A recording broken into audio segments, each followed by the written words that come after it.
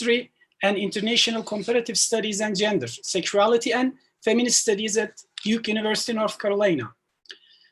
First of all, let me briefly talk about the process of ICYF.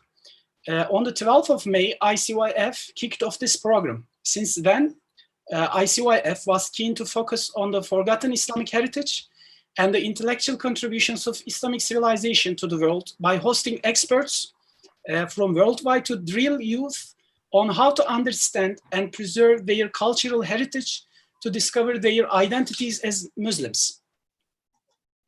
In a nutshell, our program aimed at promote youth awareness about Muslim intellectual contributions to science, cultural exchange, and to the development of global civilizations. Secondly, encourage youth to approach their past heritage of science, culture, and civilization in a much more positive fashion. Strengthen the identity of youth, especially with regards to internationalize the values of the Muslim heritage, culture, dialogue, and community engagement. Therefore, Islamic heritage is considered as one part of our identities. It has historical, tangible, and intangible values inherited from the past generations, which we have to preserve and keep a through educational process. Tangible heritage includes buildings and historical places, monuments, artifacts, etc. Intangible heritage includes beliefs, languages, folklore, songs, music, drama, skills, annual festivals, crafts, and the other parts of culture that can be recorded but cannot be touched and interacted with.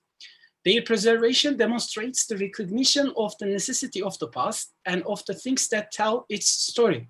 From this context, ICYF thought of launching this program to cultivate the mind of youth. This heritage belongs to all Muslims, and we thought of enhancing their knowledge and promote their awareness to the common history as Muslims. Rather, young Muslims of today tend to not see their historical heritage because of globalization. It has done and still doing a lot to push them toward losing their cultural identity. This is the general plot of the whole ICYF. Let me talk about the philosophical importance of our last session. The theme of this session is a crucial concept, the concept of ilm. For my part, I will listen to our distinguished speakers, asking myself the question of the education. This means that what is the aim of education? What worldview we gain as a result of educational process, and what might we gain as Muslims from our tradition for establishing a more ethically oriented mind filled with knowledge. Following this general introduction, we will see at first Dr. Ibrahimi's presentation. Let me introduce you briefly, Dr. Tayyip Ibrahimi. He is, as we said, assistant professor at the College of Engineering, Natural Sciences, Mathematics and Technology at Effat University, Jeddah, Saudi Arabia. He received his PhD and master degree from University of Montreal, Canada. He has worked as a research scientist under Bombardier Chair Canadier from 1992 until 1998.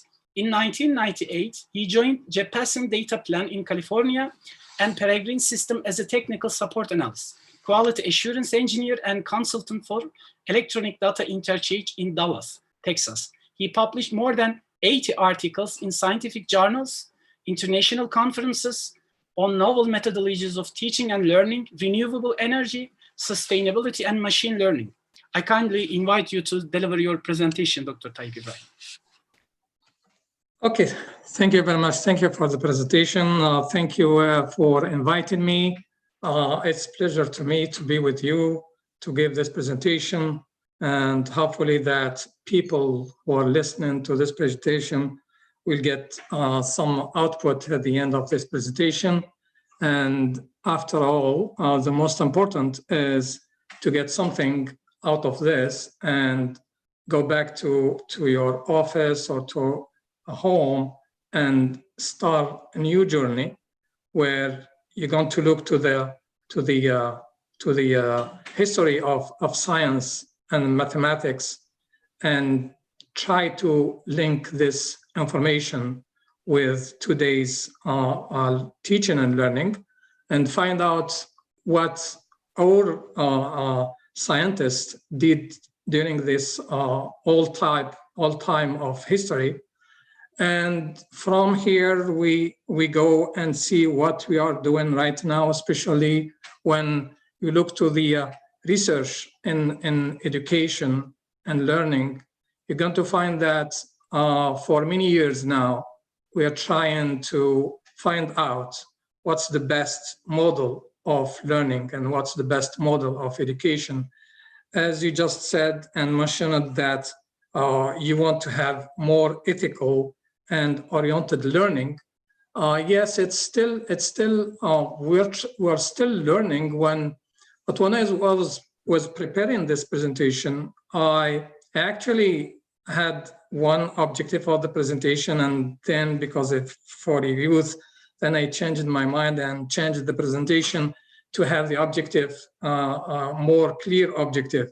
And I was looking, and then I saw that most of the scientists in the golden age, they were doing a lot of theory in books. They wrote a lot of books. I mean, if you go to one scholar or scientist, and then you're going to find he wrote 6 books in a time when there is no internet, no paper, no ink, no everything. You have to travel and spend a lot of time just traveling. And then I found that people, they're trying always to go and do things by themselves. So they learn the theory, and then they try to do the experience. So number one, they were working in collaborative way where people, they meet together and they exchange ideas. And that part is actually now, we are trying to use this idea of in different type of learning modeling, such as, for example, Makerspace, where people sit in an area where they can make things. That's why we call it Makerspace. And then you get people around you, you can exchange idea with people. And that things was done in the House of Wisdom in Baghdad in the 850. So that's why I said, well, I'm going to do something related to that. So I'm going to start my presentation, I believe now. I just get, do you see the screen? Do you see the presentation? Hello? No, we couldn't see the screen. Do you see screen now? Yeah, we see you, but not your presentation. Oh, just 1 second. I thought it was there. You need to click share screen button. Yeah, but I just wanna, it's not responding. Wait a minute, just change my, okay.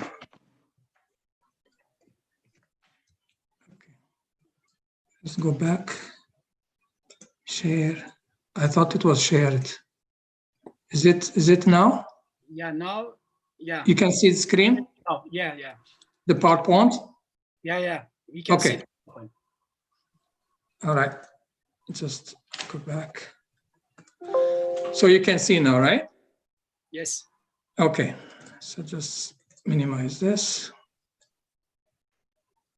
All right, so so my presentation is about the relevance of early Muslims' invention in basically STEM, the science, technology, engineering, and mathematics. And actually, in the STEM, we also add A, which is for architecture. So that's the title of my presentation. As I just said, there was a lot of work is being done globally to reach a lot of people, especially now, as you know, with COVID-19, we're trying to connect with everyone so that education continues without stopping even with COVID-19. So there is a rapid changing of the way we educate people, and the number of students is still rising, especially now with the information and communication technology. The universities and the educational institution, they're try to change according to the development of technology. or in another sense, saying that they're trying to incorporate every time you get a new technology, they're trying to see how we can incorporate the technology within the educational system.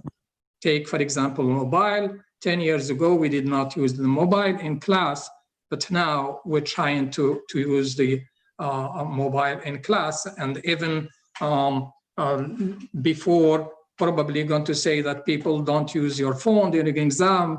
And actually, we're trying to change a little bit this and keep the student using their phone. But during the education, you're going to explain to them how to use it, some application that you can use online or on your phone. And actually, even in Blackboard, which is the management system for students, they also use it using their phones. One important thing in all this is the way you learn. So learning is actually everything you want to have for a long period. So it's a continuous process. Learning is a continuous process. So we are trying to see, look into back in the history of science and technology, and trying to see what can we benefit from this whole experience, this long experience of humanities since long time when science started. And because of that, many libraries worldwide in the East and then in the West, they're trying to get a lot of old books, and they're trying to digitalize this books and try to see what can they get from this different types of book in medicine, astronomy, mathematics, engineering. And in 2015, the UNESCO, they recognized they proclaimed 2015 as the International Year of Light. And that is because of one of the great scientists, Al-Hassan ibn al-Haytham, who did a lot of work in optics. So the objective is actually to explore learning by doing. So mainly the core of the presentation will be around learning by doing and collaborative learning. Now you can find different names for the same thing, but basically it's learning by doing, whether it's collaborative, experiential learning, etc.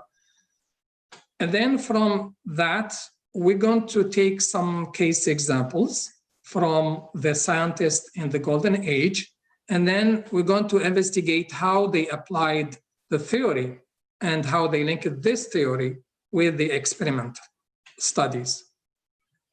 And the second point, once we understand the core of the presentation, which is learning by doing, and then we highlight the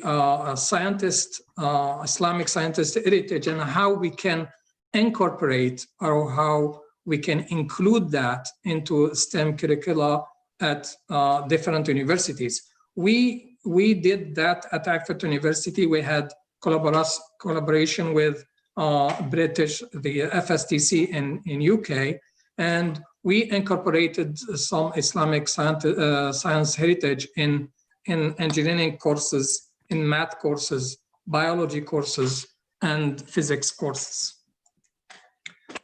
So at the end of this presentation, I want to make sure that at the end of the presentation, they can get something from the presentation.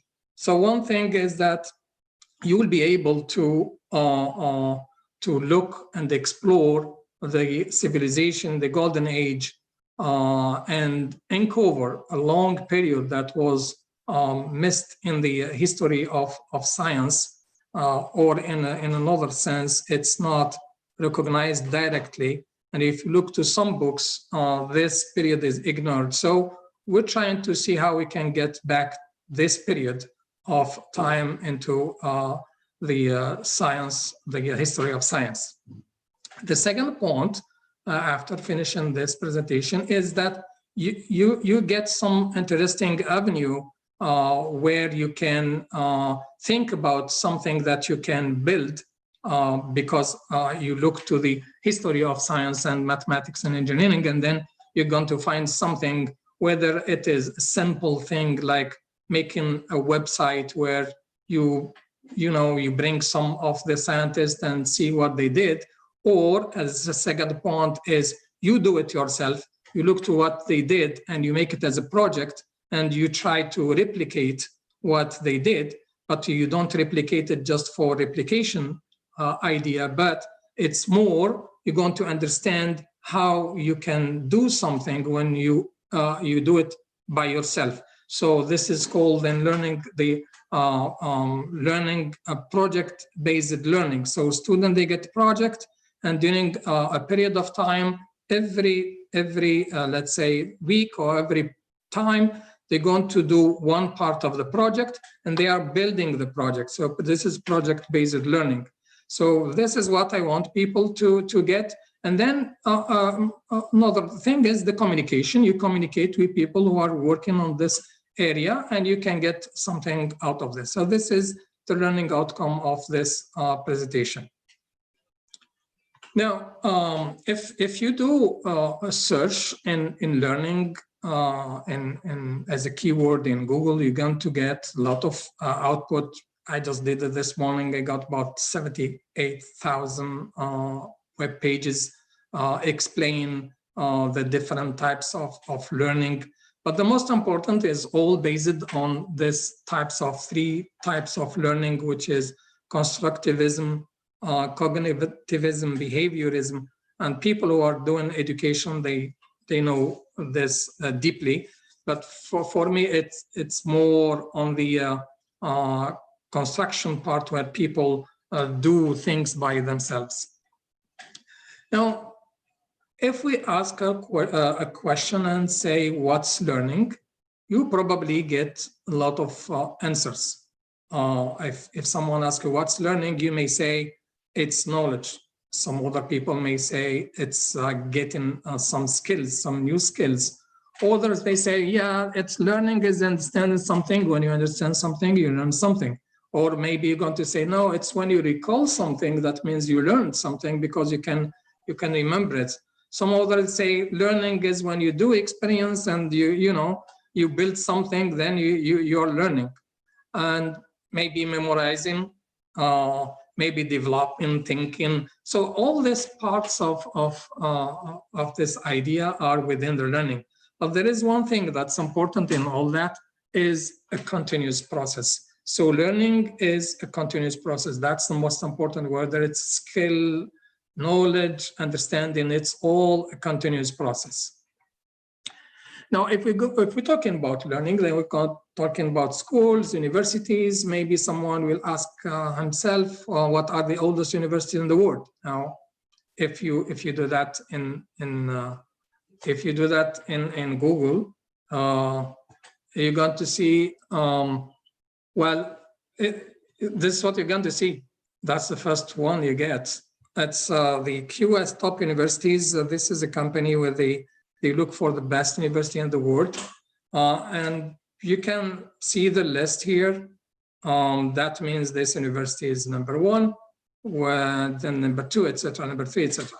Now, if you look deep on that, you're going to see that, yeah, that's true. It's Bologna is in Italy in 1088, University of Cambridge in 1209, University Al-Azhar in Egypt, 970.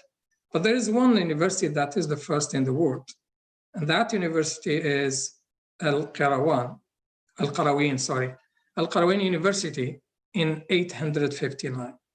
And specifically, this university was built or founded by Fatima al-Fihri. She is a woman. That was in 859. And the school or madrasa, we call it in Arabic, it was associated with this. So that means this is very important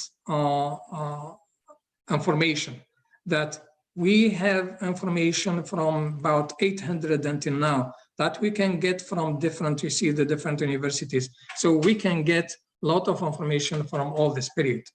Okay, now in 2015, because it's the importance of education, United Nations, they did a meeting, I believe in Paris in 2015, and they set some targets within 15 years.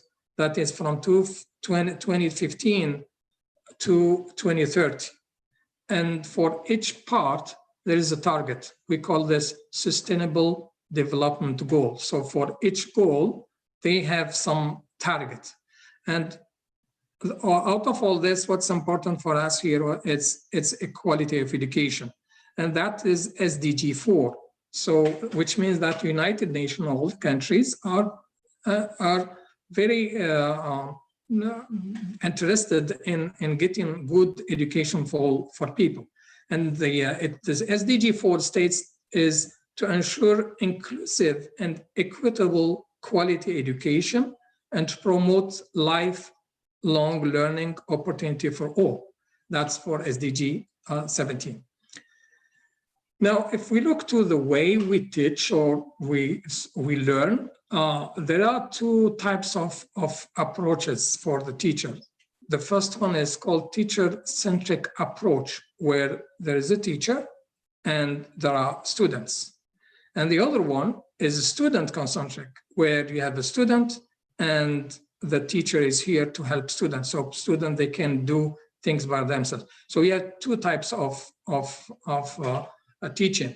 Now, in one of the tests done in Maine, National Training Laboratory, they found that actually there are two types of teaching: passive teaching methods and participating or active. So you have a passive method and active method. So passive method, you are there just to listen. For example, if the teacher is giving a lecture and you're just listening, you get around 5% of information. If you have a lecture and you are reading, then you get about 10%. If you do audiovisual, then you get about 20%. If there is a demonstration where the instructor is giving you demonstration, then you speed up this to 30%. But this is still all passive. There are no interaction between you and the instructor. So the other one, which is active, is when there is a discussion group. So when you discuss, you get about 50%. When you practice what you discussed, what you learned, what you was reading and listening, then you get 75% when you practice by doing. And the best is when you teach others. You are here, for example, and you learn something, and each one is teaching the other, and then you get about 90%. Now, because of that, people or researchers, they're trying to build other types of learning. And that one is called the Makerspace, where people, they sit here, but they do things. This is called Makerspace. Or the MOOCs, this is the massive open online courses, where people, they go and learn by themselves using computer. And now, because of the COVID, now people are using distance learning. So these are all kind of learning. So we're trying to see what is the link between this and the history or the golden age, what they did at that time. And the most important in all this is what we call learning by doing. Now, learning by doing, you can see this. Some people, they may call it experiential learning or cooperative learning, or learning by doing, problem-based learning, project-based learning, collaborative learning. It's all learning by doing. So here, this is an example of Makerspace, where people sit here and try to do things by themselves, and you have the instructor where he can help you doing things.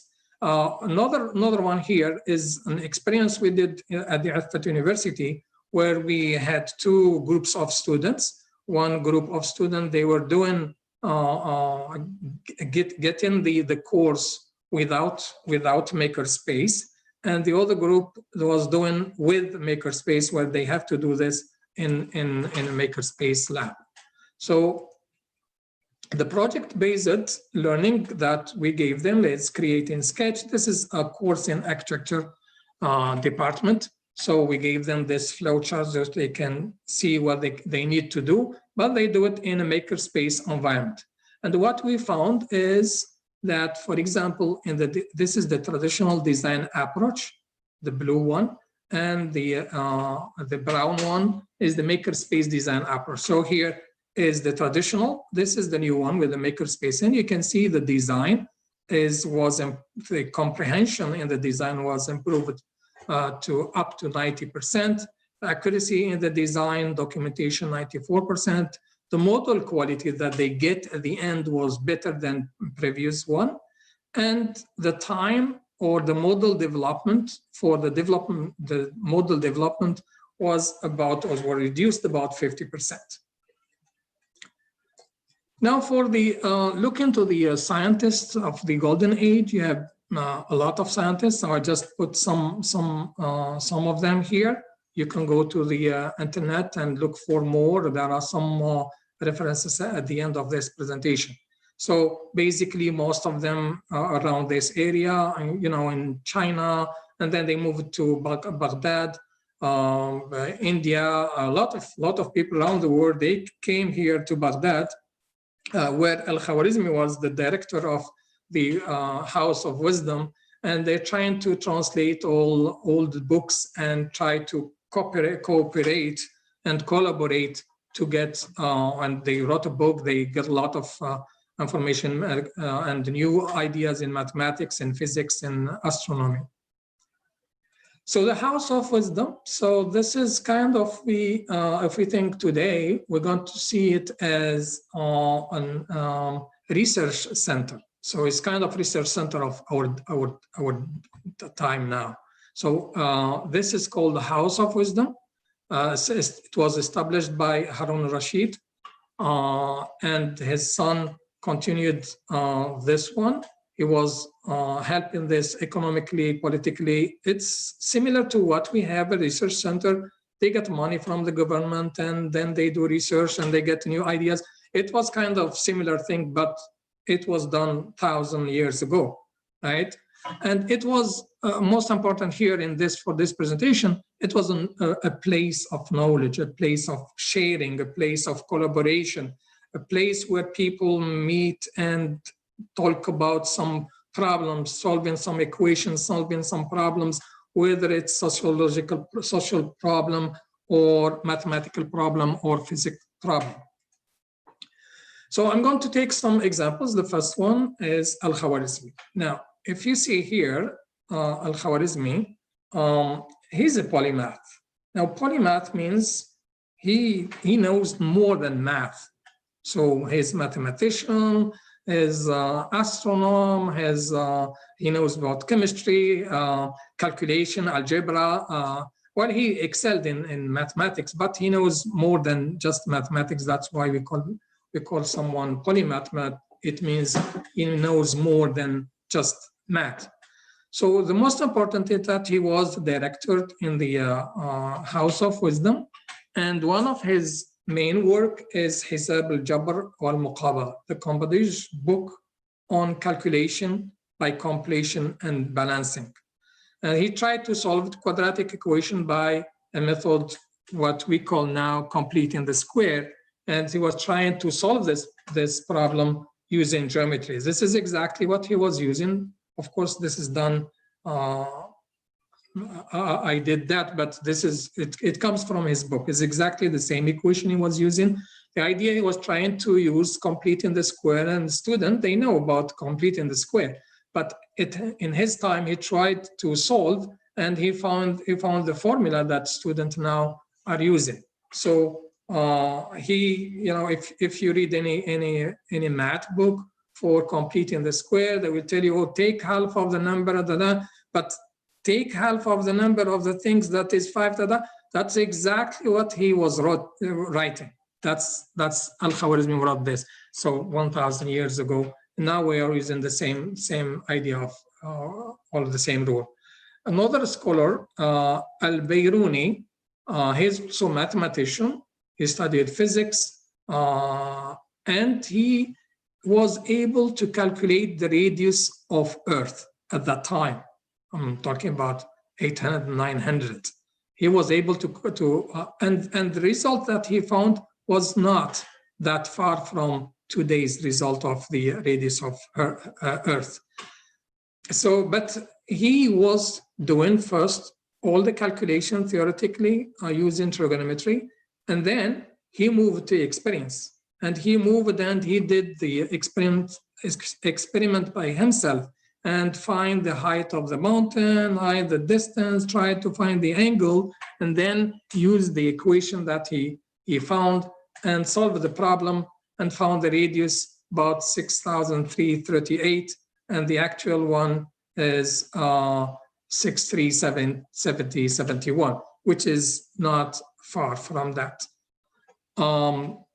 Now, in his calculation, he did some trigonometry. I'm not going to talk about trigonometry here, but he did some trigonometric calculation and found the height and found the radius and the angle, and then he found R, which is the radius. So what we did here, we are trying to give this to the student. So for Al-Khuwarizmi, we give them equations and we asked them to solve the equation using Al-Khuwarizmi method.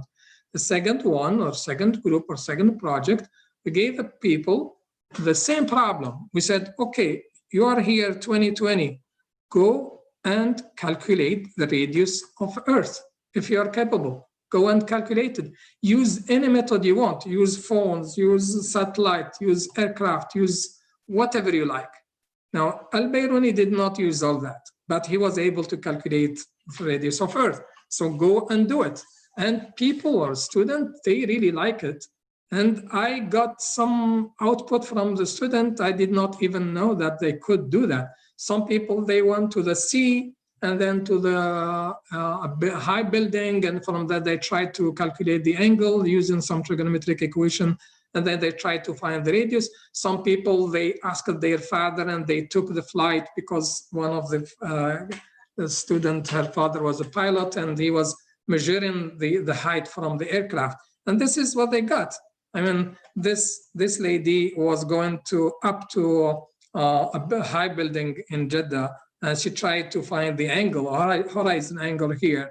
And this student, she gave the phone to her father, and he was calculating when he was in the airplane. And at the end, they tried to find out, and they found one student, she went to the beach and did some calculation for sunrise. It was sunset, and the other one used the phone camera, and they found about 6,316. This is the actual radius. So that means they loved that. They like the idea of Al-Biruni. Can I ask you how long I have time now?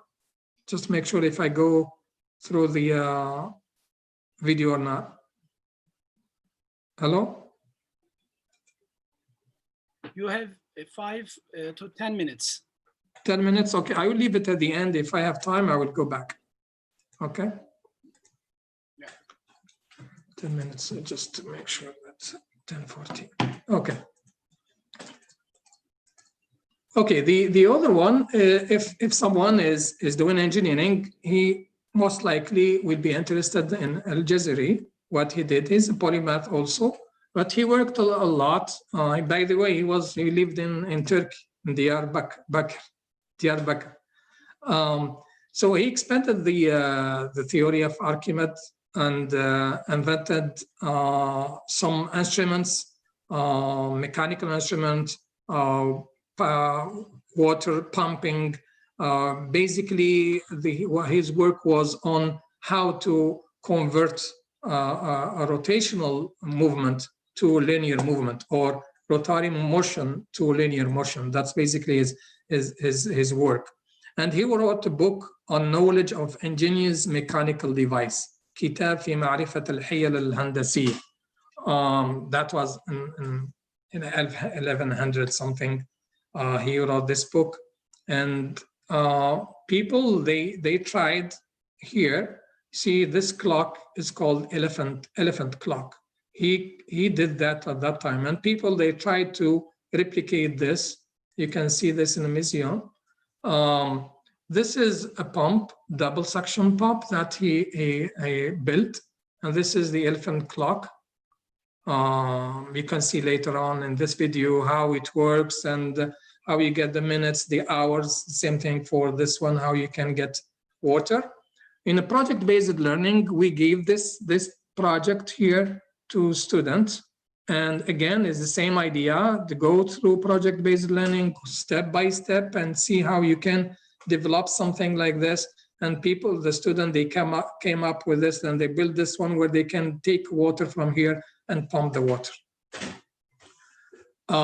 This is this idea of water and using ingenious method to help people get in their daily life was also used in Tunisia in the 9th century. This is called the Bassin in Al-Aghlabids in Tunisia and in Qayrawan. This is more for water for people. This is considered as the largest hydraulic installation of the Middle Age, which is still in Tunisia now.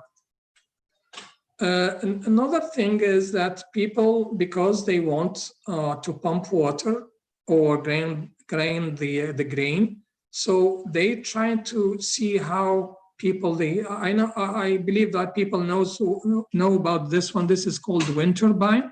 So a wind turbine basically takes the energy from the wind and transform with this machine. This is the wind turbine. Transform the mechanical energy into electrical energy, or you can use it for pumping water. This is the wind turbine. Now, in books of around 1200, when people now they try to translate these books, they found that this type of work was done around 1200. Now, if you look, this one is in Afghanistan. This one is still working. So if you look to this, this is vertical, called vertical axis wind turbine, which looks like this one.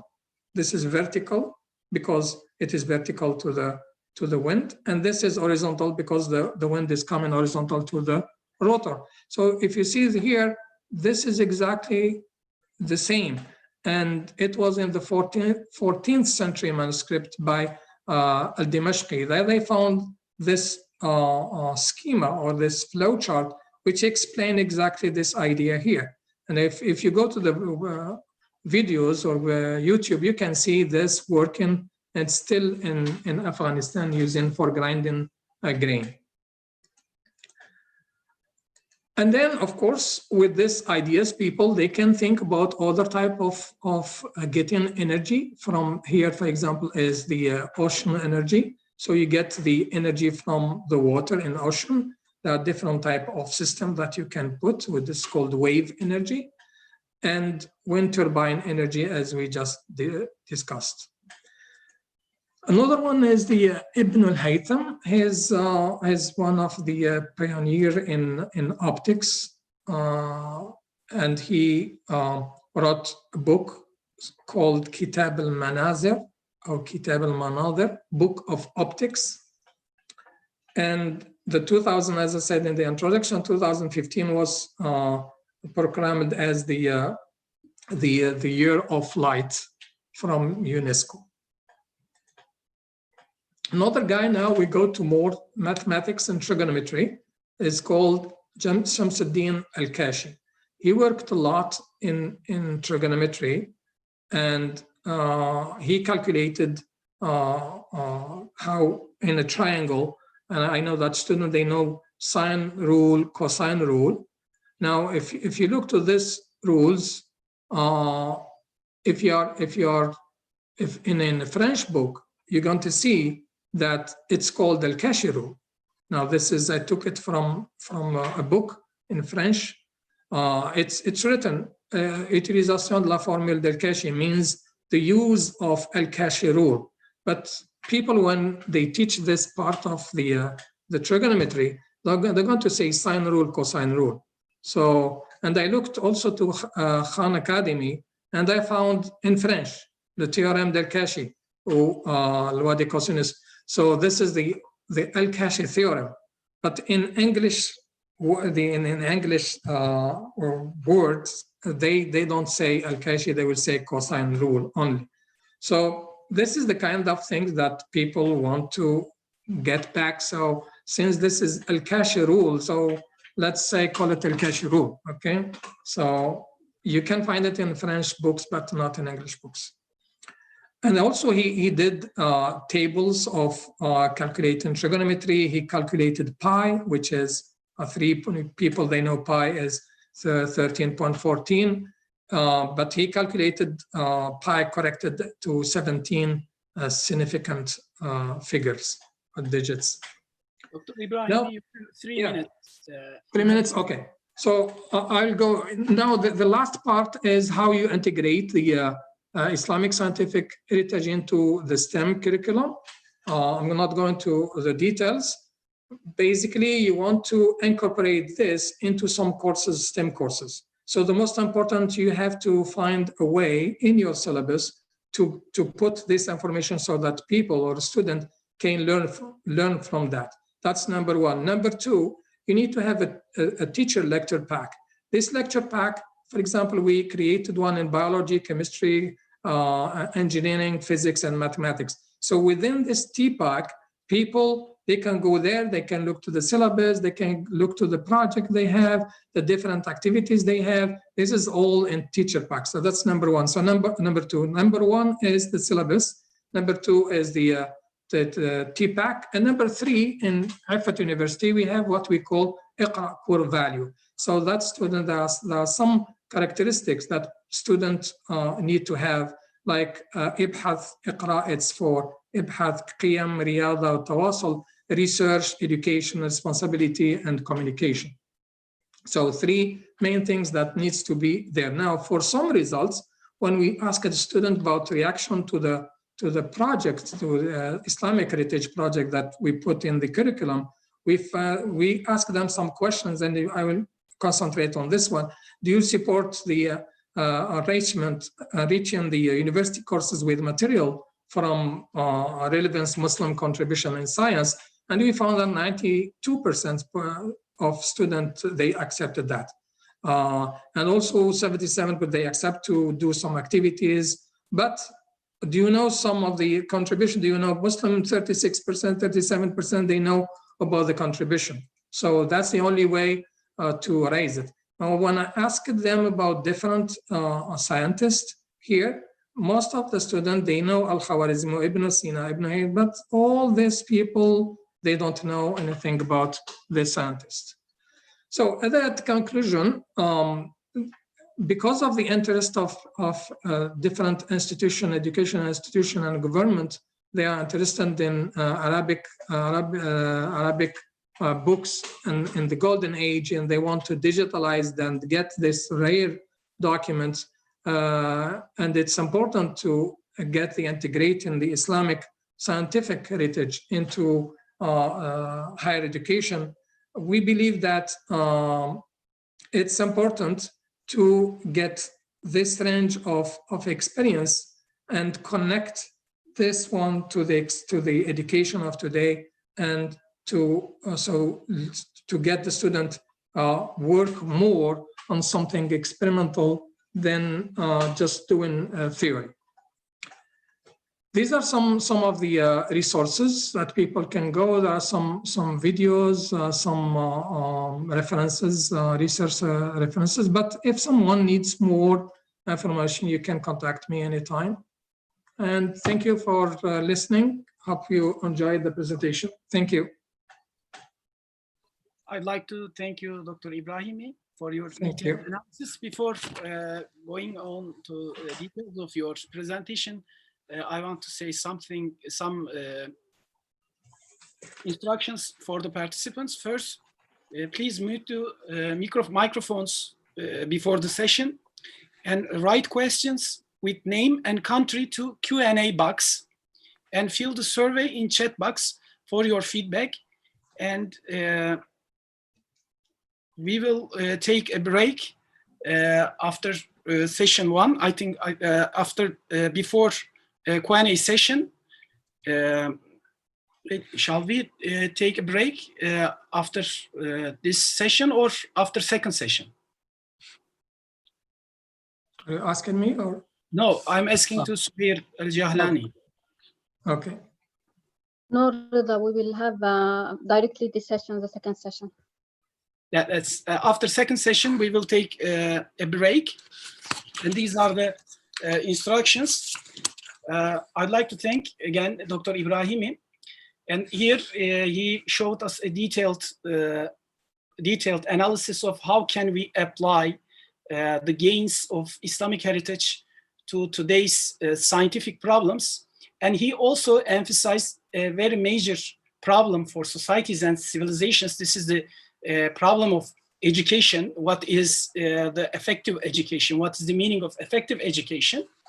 And I want to give a little bit generalized view, and I will try to summarize what I get from his presentation. In my opinion, in the context of Islamic civilization, the concept of ilm is an all-embracing concept which surrounds social and natural sciences. As you mentioned in your presentation, you gave the example of Biruni, for instance. Biruni is also a social scientist, and in my opinion, his detailed analysis and his precision in natural sciences led him to a very important success in social sciences, because in Islamic culture, the worldview behind the sciences, either natural or social, was very important. And the most important feature of this concept of ilm and this worldview is its association with the ultimate goodness, khair, and perfection, kemal. As we have seen in your presentation, natural sciences are not isolated elements of human achievement, but they should be a coherent unit, not only for establishing a balanced worldview, but also for understanding them deeper.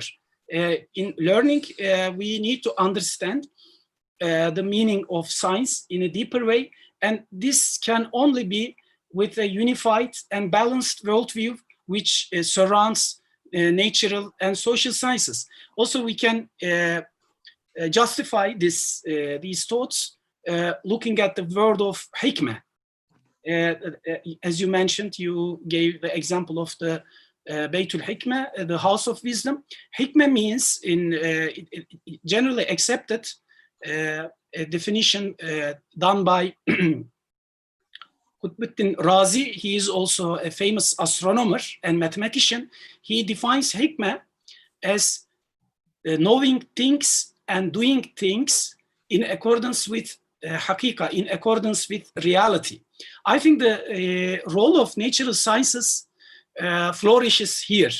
That knowing something with in accordance with reality, in accordance with haqiqah, means, in my opinion, natural sciences. But how can we give a meaning to this haqiqah, to this reality?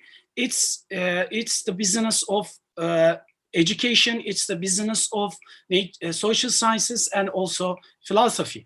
And you elaborately showed us an application of this general worldview to a very specific educational aim. Thank you very much again. Thank you. Thank you. I want to run to our second speaker, Dr. Mona Hassan. At first, I will summarize his biography. Dr. Mona Hassan is Associate Professor of Religious Studies and History at Duke University in the Departments of History and Religious Studies and the programs of International Comparative Studies and Gender and Feminist Studies. She has studied and conducted research in Egypt, Turkey, the United Kingdom, and the United States, and obtained her PhD from Princeton University, specializing in global Islamic history. Her first book, Longing for the Lost Caliphate, a Trans-Regional History, is published by Princeton University Press and received the American Academy of Religions Award for Excellence in the Study of Religion in the category of Historical Studies. The book examines Muslim engagement with the notion of an Islamic caliphate following its loss in the 13th centuries and explores how poignant memories of the caliphate have percolated through Muslim culture Love and Politics Across Afro-Eurasia. She has also researched and published on the shifting contours of women's Islamic scholarship from the emergence of the Muslim community in the 17th century to the secular interventions of modern nation states in the present. And she will present us contributions of Muslim women to knowledge and science in the Islamic civilization. I kindly invite you to deliver your presentation, Dr. Mona Hassan.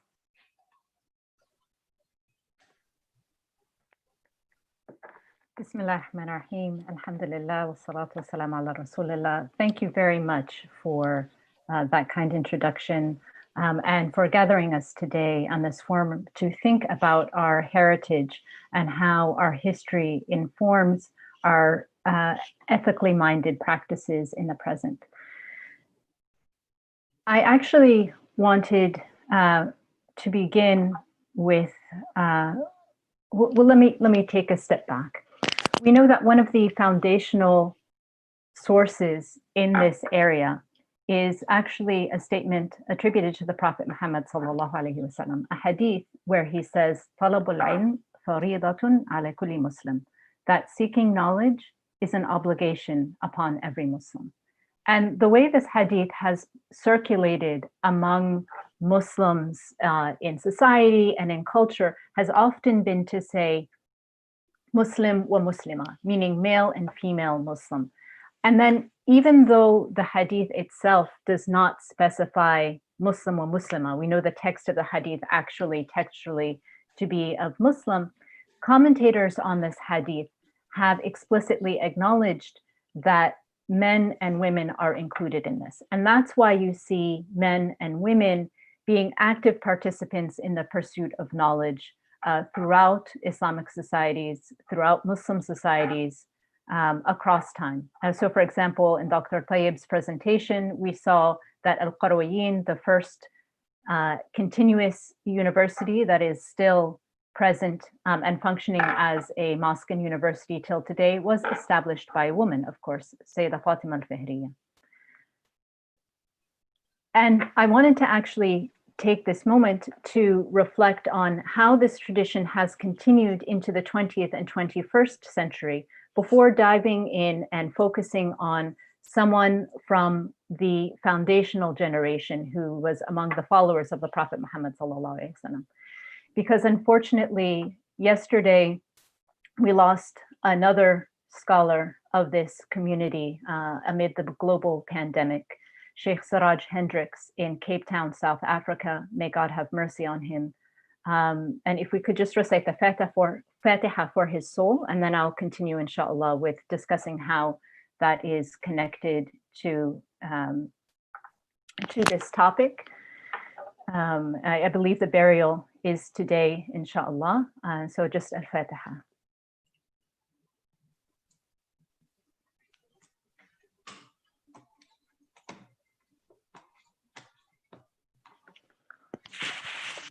And we pray for all those who have been afflicted with this in our times, and we certainly pray for its alleviation.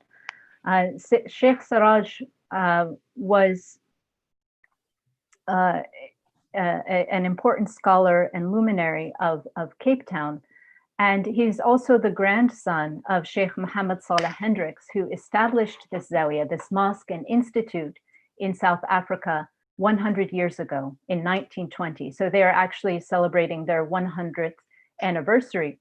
And the reason I wanted to mention them in the context of this topic is that Sheikh Muhammad Saleh, who studied in Mecca before returning to Cape Town, his wife and his daughters were scholars. And Sheikh Muhammad Saleh made a point to continue to teach women at the mosque and the institute. So I want us to understand, oftentimes we hear that women are not educated, and that's often connected to a lot of the problems of post-colonial Muslim societies, which perhaps we can talk a little bit more about in the question and answer session, because in the time allotted to me today, I wanted us to begin to understand the Islamic impetus behind the education of women and they're continuing to educate future students, future bearers of knowledge, whether men or women. So the first few generations of Muslims present us an excellent opportunity to delve into how gender dynamics shaped the twin ideals of attaining religious knowledge and ensuring its subsequent transmission. It was these generations of Muslims who are closest to the Quranic revelations, both temporally and spiritually, and retained a vivid memory of the revelation's embodiment in the life and character of the Prophet Muhammad sallallahu alaihi wasallam. And while the field is very broad in terms of understanding how women contributed to topics such as Dr. Taib was speaking about in terms of the physical and natural sciences, I'm going to focus on, to balance out this, our session today by focusing on the religious sciences, the humanities, and the social sciences. The early generation of Muslims have really left a profound impression upon the whole of the Islamic tradition. And for this session, I wanted to concentrate on the life of Amr bint Abdurrahman, who died in 106 of the Islamic calendar and 424 of the Common Era, in order to help us understand early Muslim women's scholarly activities and how that really shaped the formation of knowledge in multiple diverse fields, right? So the example of Amr bint Abdurrahman, rahimahullah, helps us understand how women were integral to the formation of fields such as Islamic law, prophetic reports, so ilm al-hadith, and communal history, right? Whether it's seerah, whether it's maghazi or tarikh, depending on the different concentrations. To reconstruct her life, we, for this material, and I'll be sharing my presentation with you shortly, we need to look at a broad range of source materials because we're not handed we're not handed individual books on such influential women. So we need to pull together this material from biographical dictionaries, from narrative histories, from hadith collections, from legal texts, and then all of the different successive layers of commentary and elaboration on them. And it's by integrating and analyzing materials from these diverse genres that we can begin to understand how religion, genders, and society intersected in this early Islamic context and establish the foundations for subsequent generations of Muslims and the norms that were established in terms of women's participation in the pursuit of knowledge, in the transmission of knowledge. And this really is important precedent that we should all be extremely mindful of. So I will begin to share my screen with you, inshallah.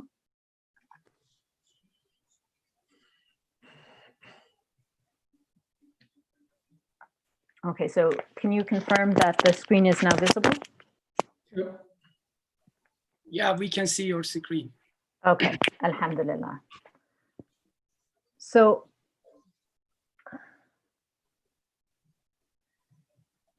I would actually like to start with her family tree. What's important to know is Amr bint Abdurrahman, rahimahullah, lived a couple of generations after the Prophet Muhammad sallallahu alaihi wasallam, among the followers or at-tabi'in of his companions. Even though she was not herself one of the Prophet's companions, Amra still bore the honorific appellation Al-Ansariya as an indication of her descent. Her ancestry, moreover, was rooted in Banu Najjar. And here you can see, if you can see my arrow on the screen, we have Amra indicated here, and we see her ancestry going back to An-Najjar. And so she descends from the major branch at Banu Najjar of the Medinese family of Khazraj. Apart from their names, little is known about her parents. Right, so we have her parents here, Abdurrahman and Salima. And similarly, a couple of brief entries in biographical works on Amra's father. Both of them really yield little information. His exact identity is actually a matter of confusion in the biographical sources, which is why we have here, you see her father Abdurrahman, he is sometimes referred to as Abdurrahman ibn Sa'd. Oh, sorry, my arrow is not cooperating with me here. Okay, Abdurrahman ibn Sa'd, and sometimes referred to as Abdurrahman ibn Asad.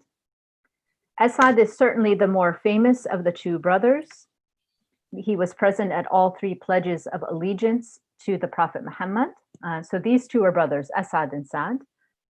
And he was appointed as the leader or Naqib of Banu Najjar by the Prophet ﷺ, and was his emissary to this, and was the host of the Prophet's emissary to the city, Musab ibn Umair, before the Prophet actually migrated there.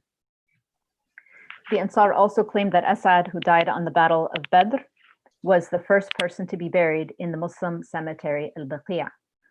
The most outstanding description of his brother Sa'd, on the other hand, is that he was the grandfather of Amra. Amra's husband, if you go further down and across here, you'll see she married Abdurrahman ibn Haritha, has attracted little attention in the biographical literature. His name only surfaces in the context of Ibn Sa'd's entry on Amra and in the widely reported genealogy of their son, here, Abu Rijal Muhammad, so named because, mashallah, he had so many sons. What's important from this is to understand that Amra's eminence and emergence as a scholar did not emerge from these immediate family relations.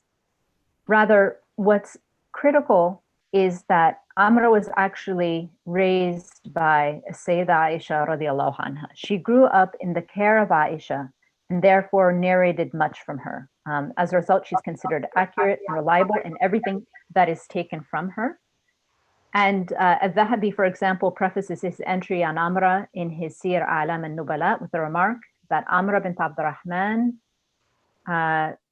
skipping over her genealogy, the jurist who was raised by Aisha and was her student.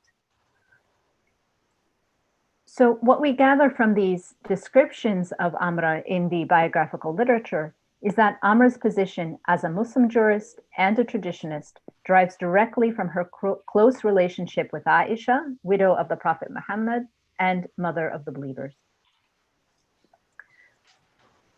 And one of the things that I also want to highlight about the life of Amra is that she is one of the three most reliable sources we have of all of the reports of Sayyida Aisha radiallahu anha, right? That there were three followers who were known for their accuracy and reliability, and the quantity which they conveyed information and knowledge of Sayyida Aisha radiallahu anha to the rest of the community and down to the present. These three are Amra bint Abdurrahman, Al-Qasim ibn Muhammad, and Urwa ibn Zubayr. So those of you who are familiar with genealogy will notice that the other two are Sayyida Aisha's nephews. Right? And as a result of this, they were able to have proximity towards Aisha, that they were unencumbered in their learning from her, that they were intimately related to her and in her presence. And it's even said that Al-Qasim, who is the son of her brother Muhammad, was raised by Aisha and lived with her. She's his paternal aunt after his father's death. And that Urwa is, of course, the son of her sister, Asma bint Abi Bakr. Right? And this is something that other scholars sort of wistfully noted, their unparalleled access to Aisha.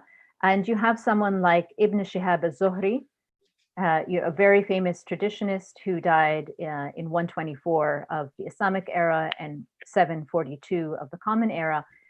You know, he explicitly noted that their unparalleled access to Aisha enabled Urwa and Al-Qasim to surpass the other male scholars of their generation.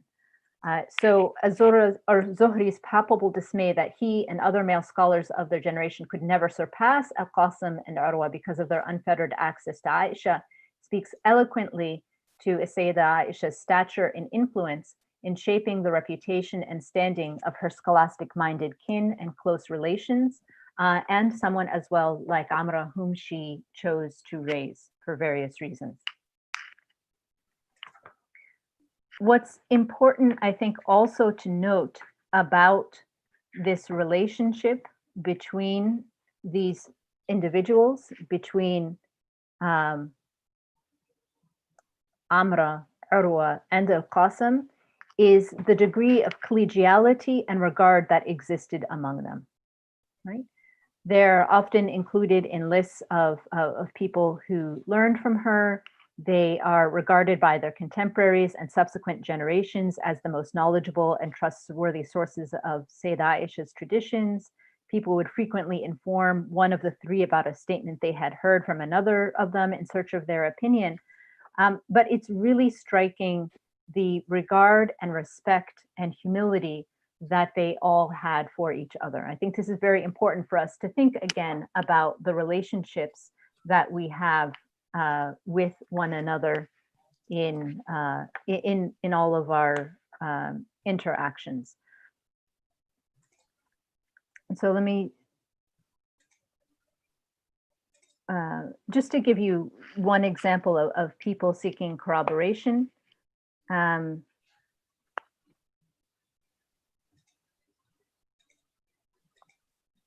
We have a report, for example, that's included in Sahih Bukhari, in Sahih Muslim, in Muwatta Malik, in the Musnad and Ilal of Ahmad ibn Hanbal. So it's a very widely reported and authenticated narration that Yahya ibn Sa'id listened to Amr's detailed account of the Prophet's pilgrimage and later went to Al-Qasim seeking corroboration. In Yahya's words, I told, yes? You have 6 minutes, please. Oh dear, time goes very quickly then. So I'll finish this narration. I'll try to speed through some of the other slides then. I told Al-Qasim Amr's hadith and he replied, I swear by God, she brought you the hadith in its exact form. The commentators explain how Al-Qasim's remark indicated that Amr had conveyed the information about the pilgrimage in its fullest and most faithful manner possible. And some also note that Al-Qasim seems to be drawing a comparison with his own abbreviated account in the event in appreciation of Amr's comprehensiveness. And we really see, I don't have time to share all of these anecdotes with you, but the immense humility and regard that someone as esteemed as Al-Qasim had for Amra, including the way that he advised Ibn Shihab al-Zuhri to study with her as an ocean of knowledge that would not be finished. And so if I can, I'll just show you some of the materials very quickly.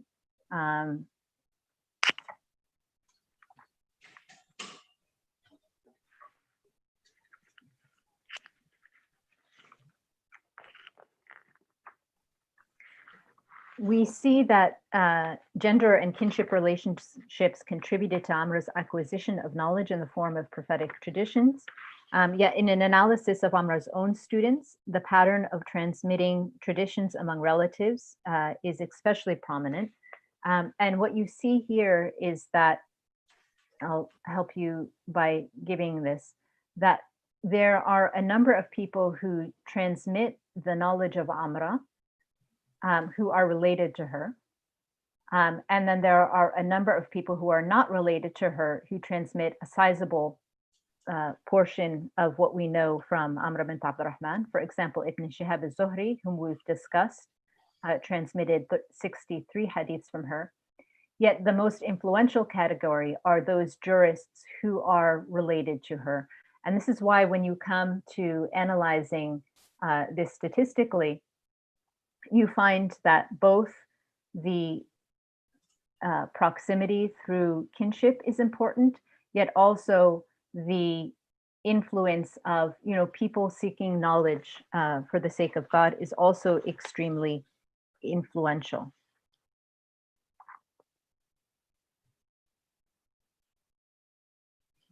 And here I would like to take the time to highlight and focus on,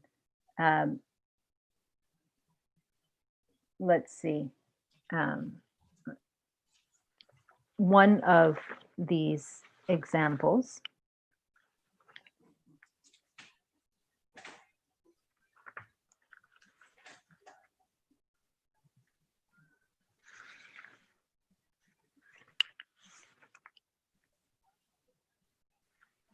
Or perhaps if there's enough time, I can return to that to help you see how these were intertwined and extremely important. And you can see just by looking at this chart here. 2 extra minutes. Thank you.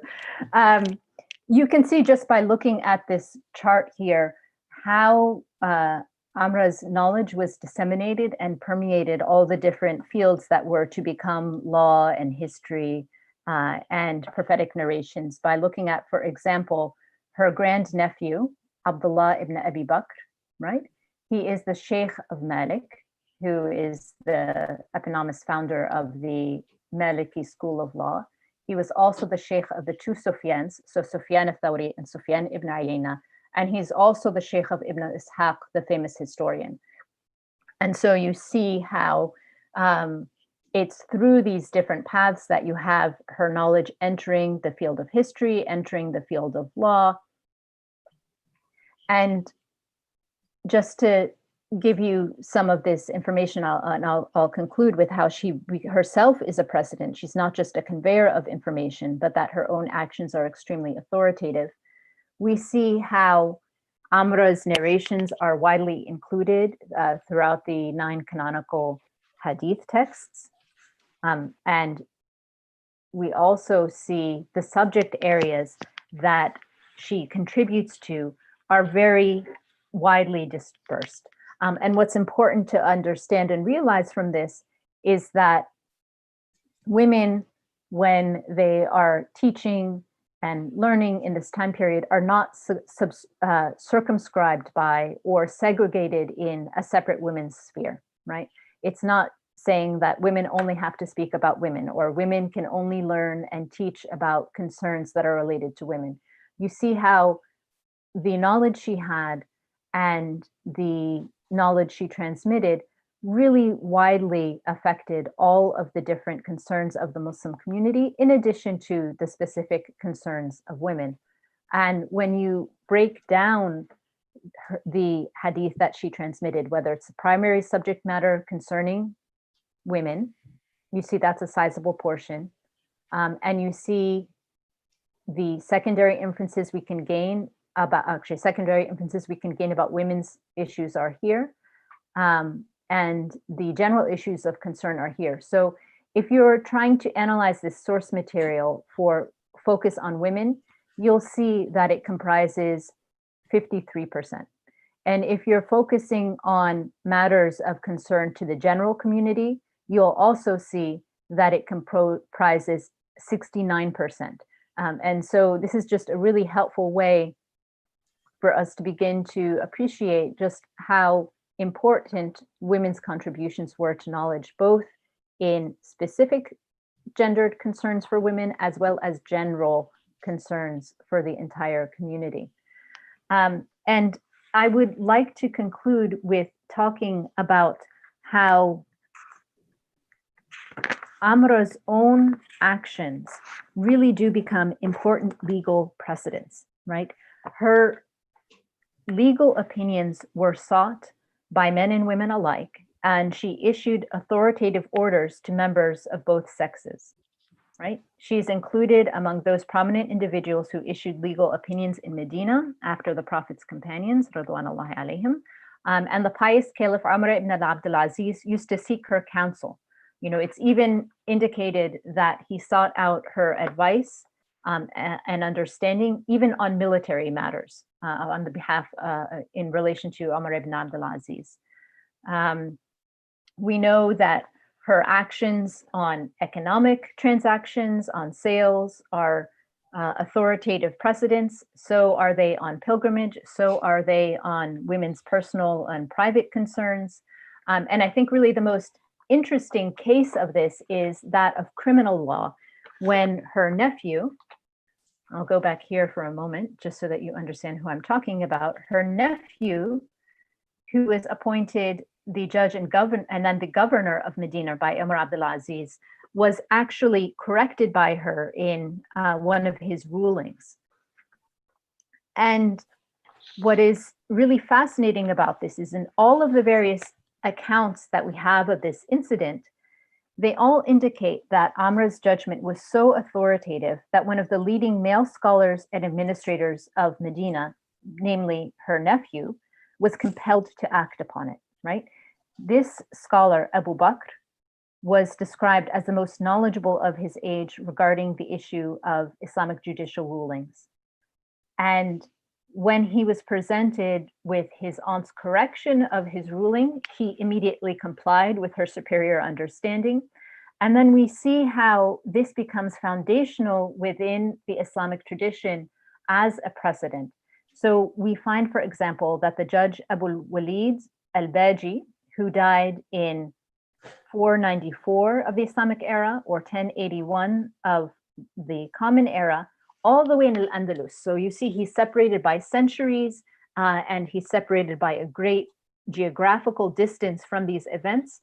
Yet he comments on Abu Bakr's actions concerning the case of listening to Amra and notes that his releasing the Nabataean upon hearing Amra's statement is evidence for the validity of women's issuing legal opinions and the validity of adopting their positions if they are learned. So I just want to conclude by pointing out how these early precedents are so foundational within the Islamic tradition. We see them historically in Muslim majority contexts, in Muslim minority contexts, across the centuries. And inshallah, my next book will actually be focusing on this tradition of female scholarship that unfortunately many of us have lost connection with, right? It's not that this tradition, this vibrant, dynamic tradition didn't exist. To the contrary, it is we who have become disconnected from this tradition by, for all various reasons. And so hopefully this talk today helps bring to light some of the early dynamism and early precedents that we see that inspired Muslim scholars throughout their history and hopefully can continue to inspire us in the present. Thank you. Thank you. Thank you, Dr. Mona Hassan, for your enlightening description of Muslim women's contribution to science and knowledge. You showed us as an example, using the example of Amr bin Abdurrahman, you showed us the role the woman in Islamic civilization and knowledge. And you also, this is very important, you also showed that Muslim women took a role in transmission of prophetic wisdom to us, and they also took a role in understanding this prophetic tradition. I think this is very important, and thank you again for your detailed description. Because our time is not enough to go to a break, we will go to directly Q&A session, and we have some questions to Dr. Tayyip at first. Yes. Dr. Tayyip. Yes. From Hana Salsabila Firdausi from Indonesia, she's asking how to attract other students or classmates in problem-based learning. Sometimes I feel like it's just me who feel energized about it. This is the question. Okay. Yeah. Well, actually, is she a student or instructor? She's a student, I think. Okay. So since she's a student, I mean, this should be applied by the instructor, not the student, because it's kind of giving assignments and giving assignment on a paper or giving assignment as a project.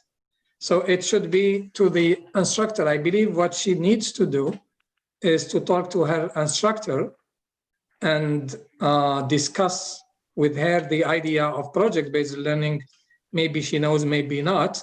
And then she's going to see whether, even if the instructor is not using this project-based learning in her or his course, she can say, well, I want to use this project-based learning in my project. Do you accept it?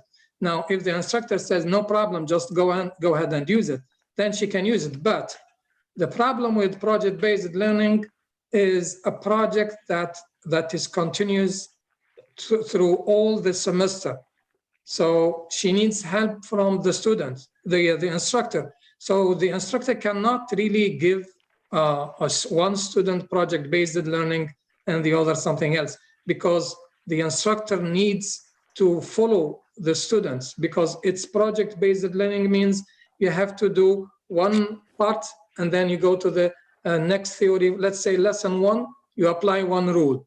Lesson 2, 3, 4, you apply the second rule. Then you go back to your project, you complete the project. You're building your project until the end. So I believe it should be something from the university or the department or the instructor. Because even the university, you cannot do whatever you want it has to be a policy within the university or the department that you can apply the project-based learning. In the university where I'm working, we apply the project-based learning. Actually, we had some collaboration with MIT who were using project-based learning, and then we sent some of the professors over there to learn about project-based learning. Then when it came back, they tried to apply the project-based learning. It's not just a simple exercise that you do. Yeah, that's also another aspect of this problem. I think the students, in every course, the students should be more active and should question every sentence for their advancement. This is the duty which students should adopt to their teaching style, and it's up to their own personal style how they will reach this advanced degree, I think.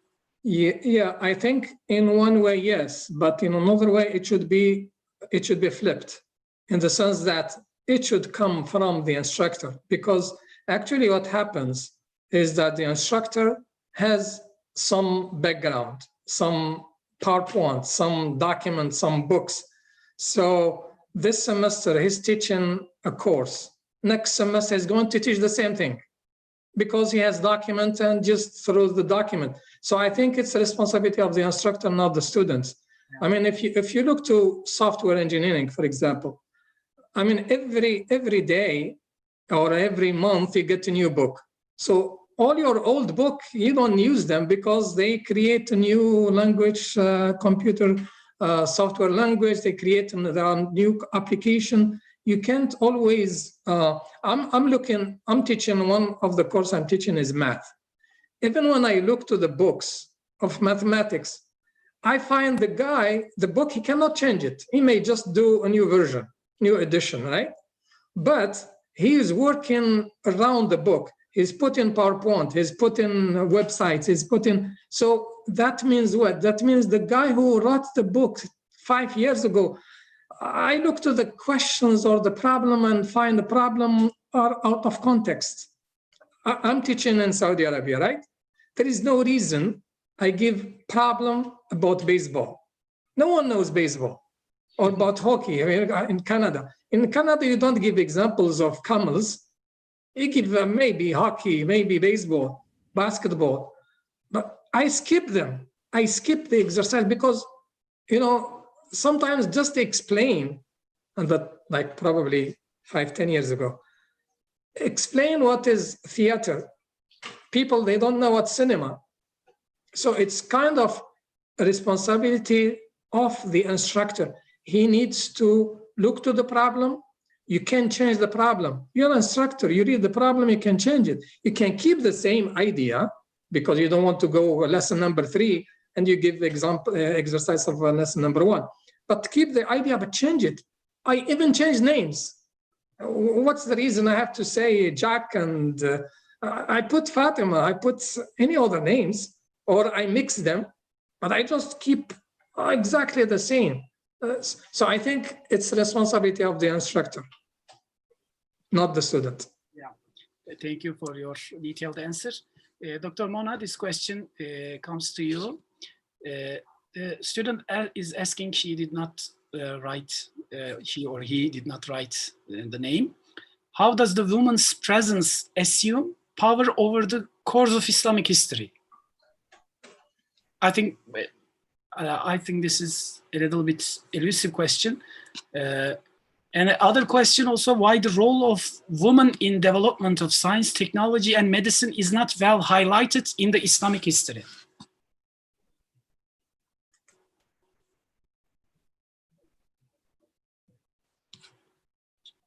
Those are both excellent questions. The first one about women's presence in the course of Islamic history, rather than using the frame of power, right, which tends us to think about domination, whether it's men dominating women or women dominating men, right, we get trapped in this binary back and forth. I think it's important that we understand that women and men have been absolutely integral to the course of Islamic history. And if I can highlight a book that I think does this really well, Dr. Ingrid Matsson's The Story of the Quran is a book about Quranic studies. It's a book about the revelation.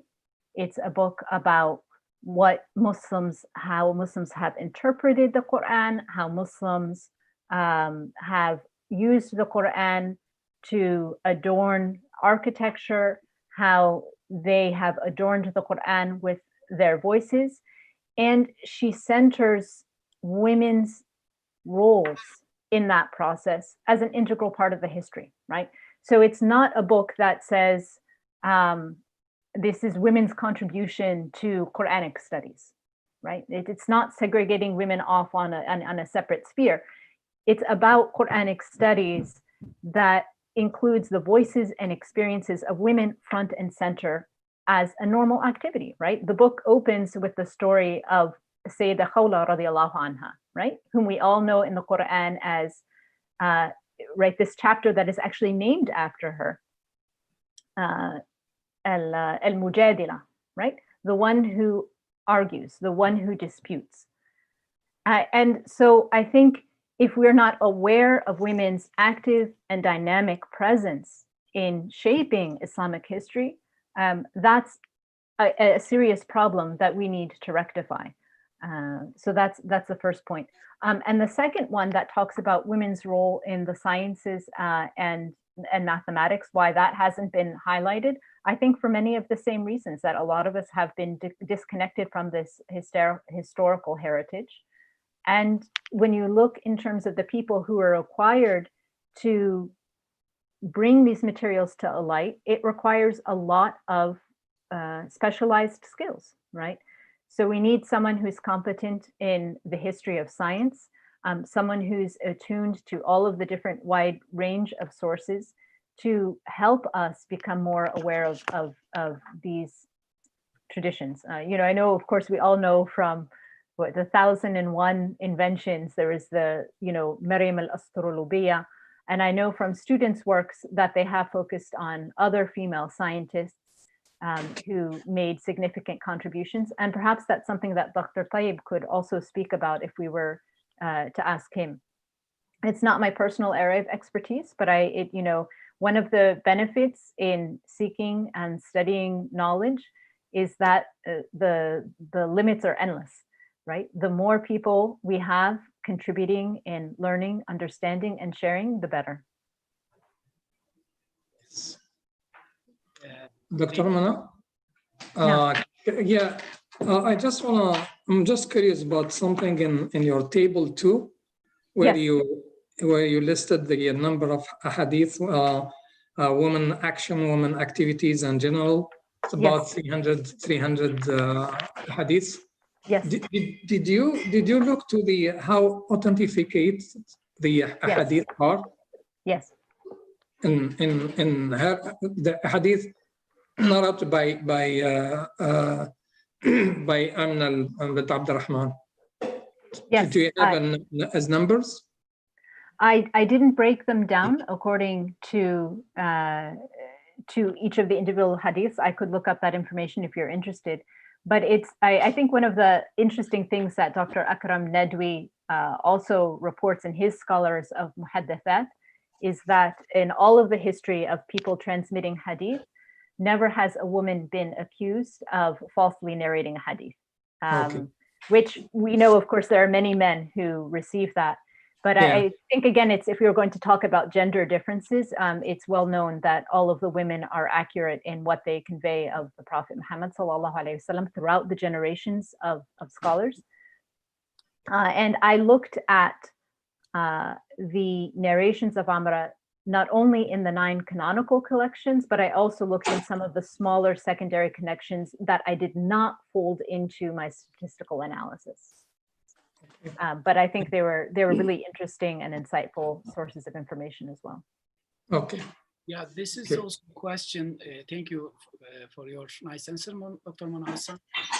A question to Dr. Tayyip, and I think this is a very general question, and if you have something to say, Dr. Mona Hassan, you can contribute to this question also.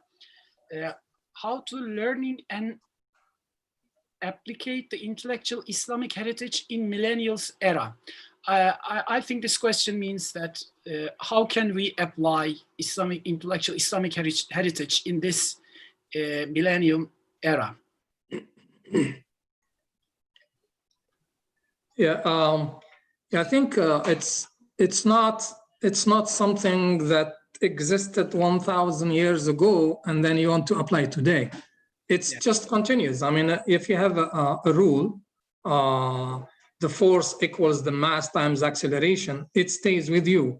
So the idea is to see the way they were learning and the way they were educating. That's the one that you need to look at. That's number one. And number two, that science does not belong to one person. It's universal. So, but the idea is that students, a Muslim student, they are not aware that it's not only it comes from the West.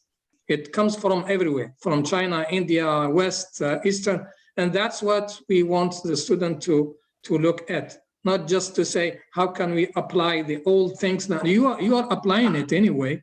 So the rules are the same, the formulas are the same, trigonometry is the same, but now it's up to you to take this heritage and get something from it. Yeah. Another question is, it's also related to this question. From Pakistan, Keshmela Jadun is asking, we as Muslims were the first to discover and contribute in science, mathematics, and astronomy. Now I see that Muslims are no more that competitors. So what do you think? What is the reason?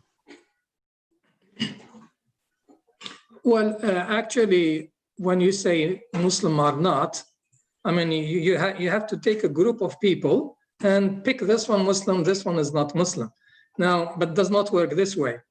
Now, as I said, Al-Khuwarizmi, in 800, 900, he brought all the people, scholar in one place. And in that place, you get from everywhere. And then they collaborate, they share knowledge. Now, it's exactly the same thing. Now, Doctora she's not in Egypt, right? I'm not in Algeria, I'm from Algeria. So it's the same idea. Yeah, I'm here, what do I do here? For sure, I'm doing something. So the people, they still think that Muslim means a square, put them there, then they can go to the moon. But does not work this one.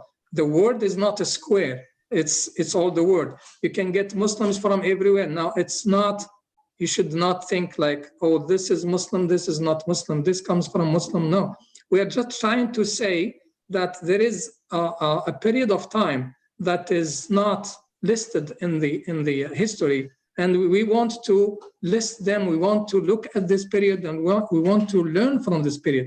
That's all. We are not saying we need to live in a ghetto and like this is Muslim, this is not Muslim. No, we're not talking this way. We're just trying to say that the science belongs to everyone. It's universal. Yes. Thank you for your detailed answer again. And I would like to thank you for our distinguished speakers. It was a very fruitful session. I learned so many things from your analysis, from your descriptions.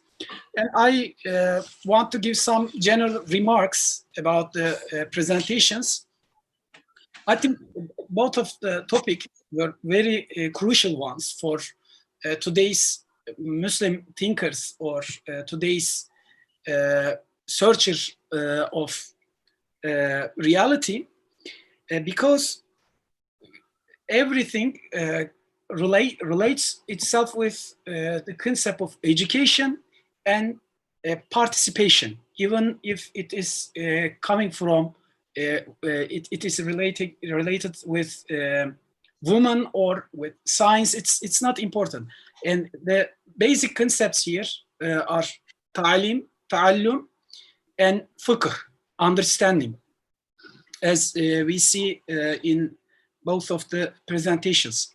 And this gives us to see that knowing something is a struggle, is a strive for reaching the ultimate reality. There is no end in the sciences.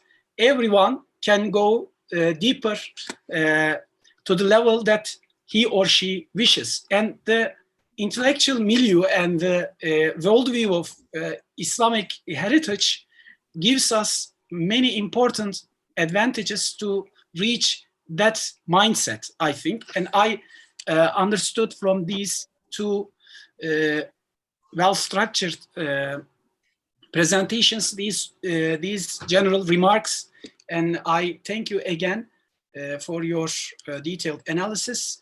And I also thank for the organizers of this session. And I'm now closing the whole session. And thank you for listening us and asking questions and participating to this discussion in an active way. Assalamu alaikum wa rahmatullahi wa barakatuh. Thank you very much. Thank you for your help. Thank you for inviting us. Thank you very much. Thank you so much for organizing everything. Thank you.